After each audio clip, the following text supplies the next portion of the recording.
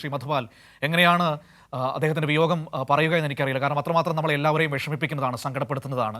നമുക്ക് ഓർമ്മിക്കാൻ ഒരുപാട് ഓർമ്മകൾ സമ്മാനിച്ച ഒരു വലിയ മനുഷ്യനാണ് കടന്നു പോകുന്നത്. ആ സിനിമാ ജീവിതത്തെ, അദ്ദേഹത്തിൻ്റെ ജീവിതത്തെ നമ്മൾ എങ്ങനെയാണ് ഈ നിമിഷം ഓർത്തെടുക്കേണ്ടത്? ഞാൻ ഒരു കാര്യം ആലോചിക്കുന്നത്, ശ്രീനേട്ടൻ ഈ കൈരളിന്റെ ഒരു പ്രോഗ്രാം ചെയ്തിരുന്നു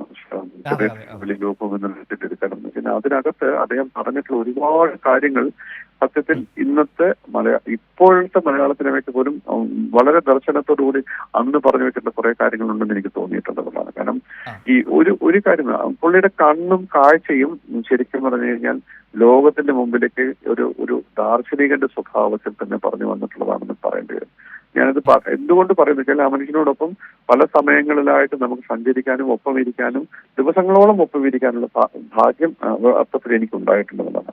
അപ്പോഴൊക്കെ അദ്ദേഹം പറഞ്ഞിട്ടില്ല. കാരണം സാധാരണ മറ്റുള്ളൊരു വെറുതെ എന്തെങ്കിലും പറഞ്ഞു പോകില്ല, പറയുന്നതിനകത്ത് കാര്യമുണ്ട്.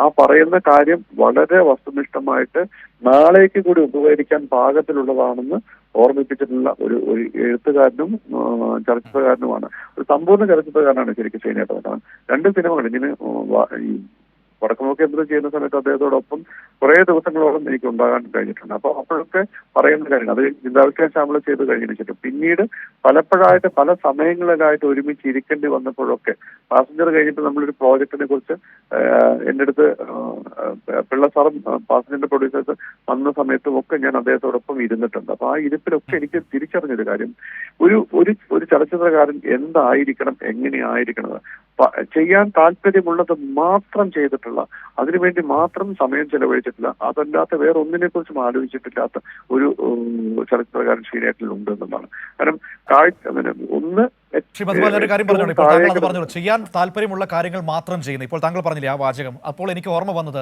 അദ്ദേഹത്തോട് എപ്പോഴും ഒരു ചോദ്യം ചോദിച്ചു, മലയാള സിനിമയ്ക്ക് താങ്കൾ നൽകിയ സംഭാവന എന്താണെന്ന് ചോദിച്ചപ്പോൾ ഞാൻ ചെയ്യാതെ വിട്ടുകളഞ്ഞ ചില സിനിമകളാണെന്ന് പറഞ്ഞൊരു വലിയ മറുപടി നമ്മുടെ മുമ്പിലുണ്ട്. അതുകൊണ്ടാണ് ഞാൻ പറയുന്നത്. അത് എനിക്ക് അറിയാവുന്ന കാര്യമാണ്. കേട്ട കഥകൾ, ആലോചിച്ച കഥകൾ പലതും അദ്ദേഹം വേണ്ടാന്ന് വെച്ചിട്ടുണ്ട്. എത്രയോ കഥകൾ. പക്ഷെ ആ പല കഥകളും വേണമെങ്കിലൊക്കെ സിനിമ ചെയ്യാവുന്നതായിരുന്നു എന്ന് പിന്നീട് നമുക്ക് കേട്ടപ്പോഴൊക്കെ തോന്നിയിട്ടുണ്ട്. പക്ഷെ അത് വേണ്ട, അത് ശരിയല്ല, അത് ചെയ്യണ്ട എന്ന് ഉറപ്പിക്കണം. അത് വേറെ ആർക്കല്ല, ശ്രീനേട്ടന് മാത്രമേ ചെയ്യാൻ പറ്റുള്ളൂ എന്നുണ്ട്.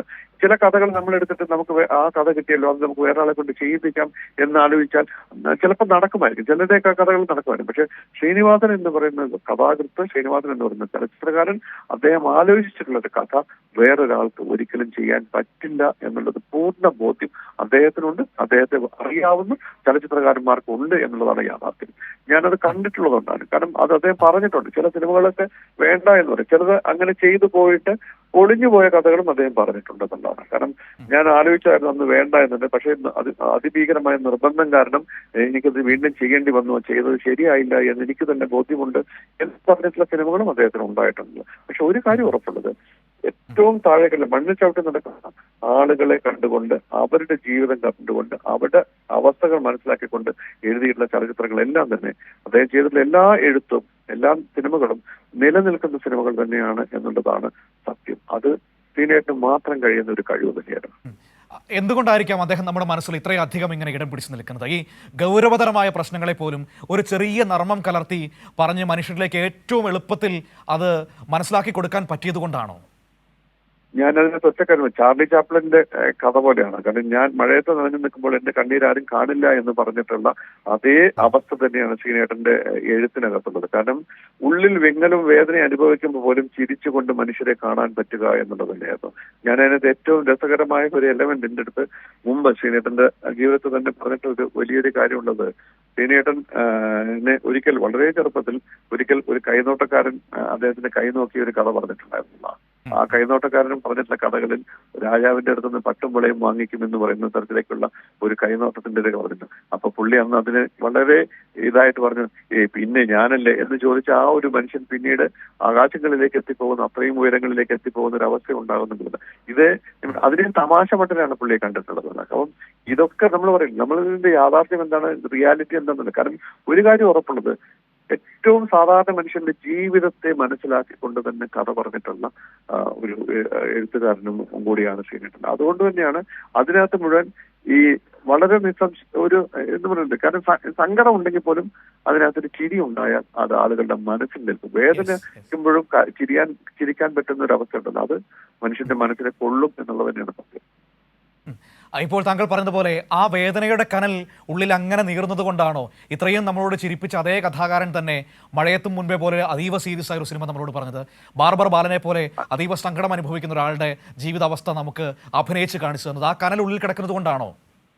തീർച്ചയായിട്ടും അല്ല. കഥ പറയുമ്പോൾ പോലെ ഒരു സിനിമയോ മഴയത്ത് മുമ്പ് ഒരു സിനിമയോ ഒക്കെ ചെയ്യുമ്പോൾ പോലും അതാണ് ഇപ്പൊ നാടൊരു കാറ്റും സന്മനസ്സുള്ളവർക്ക് സമാധാനം ഒക്കെ ചെയ്തിട്ടുള്ള സന്ദേശവും ഒക്കെ അത് ചെയ്തിട്ടുള്ള അതേ ശ്രീനിവാസൻ തന്നെയാണ് ഇപ്പുറത്ത് മാറി നിന്നുകൊണ്ട് മഴയത്ത് മുമ്പ് ഒരു സിനിമ ചെയ്യുന്നുണ്ട്. അഴകിരാവണം പോലെ ഒരു സിനിമ എന്നുള്ളത്, അഴകിരാവണം എന്തുമാത്രം പവർഫുൾ ആയിട്ടുള്ള തീമാണ്, എന്ത് മനോഹരമായിട്ടാണ് അദ്ദേഹം പറഞ്ഞിട്ടുള്ളത്. അപ്പം ഇങ്ങനെ വിഷയങ്ങൾ കണ്ടെത്തി ചെയ്യാൻ പറ്റുന്ന ഒരു വലിയ കാഴ്ച അദ്ദേഹത്തിന്റെ ഉള്ളിലുള്ളത് കൊണ്ട് തന്നെയാണ് എനിക്ക് പറ്റുന്നത് മാത്രം, എനിക്ക് പൂർണ്ണ ബോധ്യമുള്ളത് മാത്രമേ ഞാൻ ചെയ്യൂ എന്ന് അദ്ദേഹത്തിന് പറയാൻ കഴിയുന്നത്. ശരി, നന്ദി ശ്രീ മധുപാലിയർ അവസരത്തിൽ, ഈ സങ്കടം നിറഞ്ഞൊരു അവസരത്തിൽ നമ്മളോട് സംസാരിച്ചതിന്.